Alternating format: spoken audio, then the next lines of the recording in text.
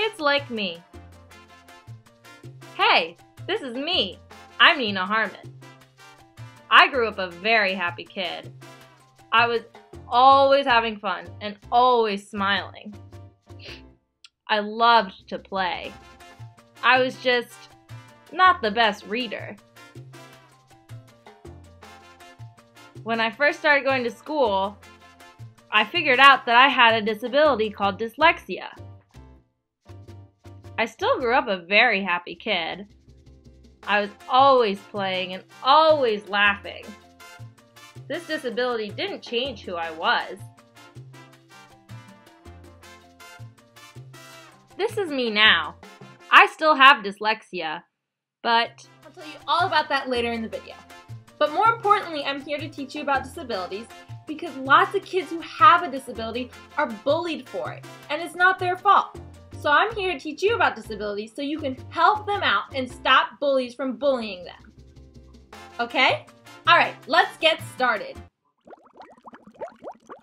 what's a disability? A disability is when you have something that makes it harder for you to do something else. I can't open this jar of salsa. Do you mean to tell me that since I'm wearing oven mitts and I'm trying to open a bar of salsa and I can't do it, it means I have a disability? No, that's not what a disability is. Alright, good, because I was very worried there for a minute. Oh, sorry, no. A disability is something you're either born with, or you can get it from an accident. It's not something you can just try on. Most people, when they think of disabilities, think of something like this. When actually, disabilities are something much more than that. Disabilities can be hidden, something that people don't always see. Here is a better example of what disabilities really are. There are two different kinds of disabilities: physical disabilities and cognitive disabilities. Physical disabilities are disabilities that relate to the body. It is easier to tell when someone has a physical disability because you can see it. Cognitive disabilities are disabilities that relate to the brain. These ones aren't easy to see. Their minds just work differently from others. What do physical disabilities look like? This is Oscar Pistorius, South African sprinter at the 2012 London Olympics. He has 2 amputated legs. Can you see his disability? What do cognitive disabilities look like? Thomas Edison, the man who invented the light bulb, had dyslexia, a cognitive disability which makes it harder for you to read things. Can you tell that he has a disability just by looking at him? Question time! I have a question. Yes, what's your question? So, is that it? Like, once you have a disability, can you just never do whatever that disability stops you from doing? Like, Thomas Edison, could he never read because he had dyslexia? No, that's not true. Disabilities can be overcome. Now, overcoming a disability means that you are able to do what that disability is preventing you from doing with some help. So, let's look at Oscar Pistorius. He's able to run and walk by using his prosthetic legs. And he's overcome it to the point where he has been able to go to the Olympics and run in the regular Olympics with people who have real legs because his prosthetic legs have helped him overcome his disability. Inclusion and bullying. Why does this matter to me? Remember how I said kids who had disabilities were easy targets for bullies? Because kids with disabilities are different, bullies tend to pick on them more than kids who don't have a disability. It's so unfair for them to be bullied. It's not their fault that they struggle. It's because of their disability, something that they can't help. That's why it's important for you to help other kids out who are being bullied and tell an adult. Kids who have disabilities often feel left out and lonely. This is because people leave them out of activities like playing on the playground or sitting with them at lunch. They're being left out because they're different, and being different isn't bad. This makes them feel extremely lonely and outcasted. An important word to know is inclusion. Inclusion is when you have people who you were leaving out become a part of the activity you were doing. It is important to include people, especially people with disabilities, because it makes them feel a part of a community, which makes them happier. It's important to include everyone, especially those with disabilities. My disability.